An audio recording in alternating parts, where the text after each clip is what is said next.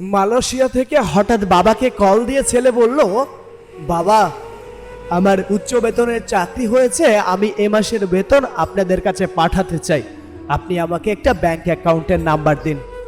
বাবা বলল, এসব না হয় পরে শুনবো, আগে বল তোর শরীর কেমন আছে, তুই কেমন আছিস, মানিয়ে নিতে পেরেছিস তো সেখানে?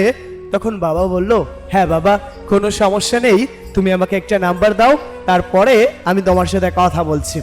তো তখন ছেলেটি বলছে, বাবা জানো, তুমি আমার জন্য অনেক পরিশ্রম করেছো, অনেক কষ্ট করে আমাকে বড় করেছো, আজ আমি প্রতিষ্ঠিত, আমি তোমার সব ঋণ শোধ করে দিব।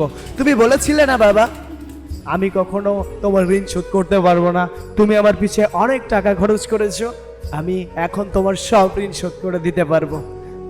তখন বাবা মুচকি হেসে বলল, আলহামদুলিল্লাহ। কিন্তু বাবা তুই একটা গল্প শুনবি? তখন ছেলেটা অনেক অপ্রস্তুত হয়ে বলল, হ্যাঁ বাবা বলো। তখন বাবা বলল, তুই তখন অনেক ছোট ছিলি, কথা বলতে পারতি না, হাঁটতে পারতি না, কিন্তু তোর বায়না ছিল হাজারো, কিন্তু তখন আমার বেতন ছিল মাত্র 4,000 টাকা। এই 4,000 টাকা দিয়ে সংসার, তোর চাহিদা পূরণ, সব কিছু দিয়ে হিমশিম খেলেও কতবার যে পায়ে হেঁটে অফিসে গিয়েছি, এটার হয়তো হিসাব আমি তোকে দিতে পারবো না। কিন্তু কি জানিস, যখন তোর চাহিদাগুলো পূরণ করার পর তোর মুখে মুচকি হাসি দেখতাম, তখন সব কিছু ভুলে যেতাম। তোকে যেবার আমি স্কুলে ভর্তি করে দিলাম, সেবার আমি তোর আম্মুকে একটা শাড়িও কিনে দিতে পারিনি, তবুও তোর মা কোনো অভিযোগ ধরেনি।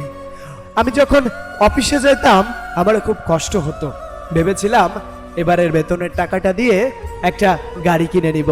তো তখন তুই বায়না ধরলি, বাবা আমি কলেজে উঠেছি, আমার একটা গাড়ি লাগবে। তখন আমার স্বপ্নগুলো আমি তোর চোখে দেখতে শুরু করলাম, তোর স্বপ্নগুলোর মধ্যে আমি আমার নিজের স্বপ্ন বুনতে শুরু করলাম, তোকে একটা গাড়িও কিনে দিলাম। জানিস বাবা, আমিও একটা বাইক কিনতে চেয়েছিলাম, অফিসে যেতে খুব কষ্ট হতো। একদিন শোরুমে গিয়ে একটা বাইক দেখে আসি, বাইকটা দেখে আমার খুব ইচ্ছা হয়, আমি ওদিন রাতে স্বপ্নে দেখি আমি বাইক করে অফিসে যাচ্ছি। ঠিক পরদিনই তুই বায়না ধরলি তোর কলেজ যাইতে কষ্ট হয়, আর তখনই আমি আমার সেই শখটা বিলীন করে দিই। তুই যখন তোর বন্ধুদের সাথে আড্ডা দিতি, তোর সব চাহিদা পূরণ করতে পেরে দূর থেকে আমি হাসতাম আর নিজের কাছে ভালো লাগতো। জানিস, তোর মাও কোনোদিন কোনো অভিযোগ করেনি। এখন তুই হয়তো অনেক টাকা কামাই করিস, তোর টাকা নিয়ে 100 টাকা আমার লাগবে না, 100 টাকা দিয়ে আমি হার্টের ওষুধ খাই। আর আর ভালো দামি দামি খাবারও বা কিভাবে খাবো?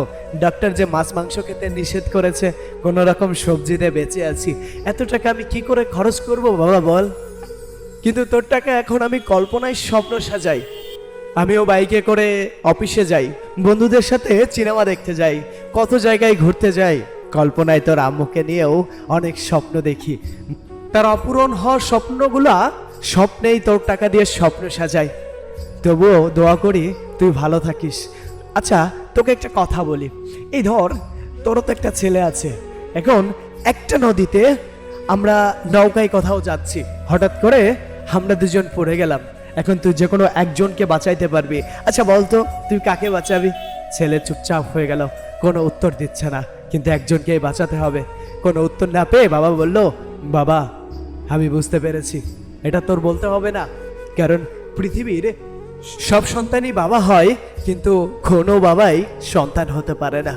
দোয়া করি তুই ভালো থাকিস। পৃথিবীতে সবচেয়ে ভারী বোঝা কি জানিস? বাবার কাঁধে সন্তানের লাশ।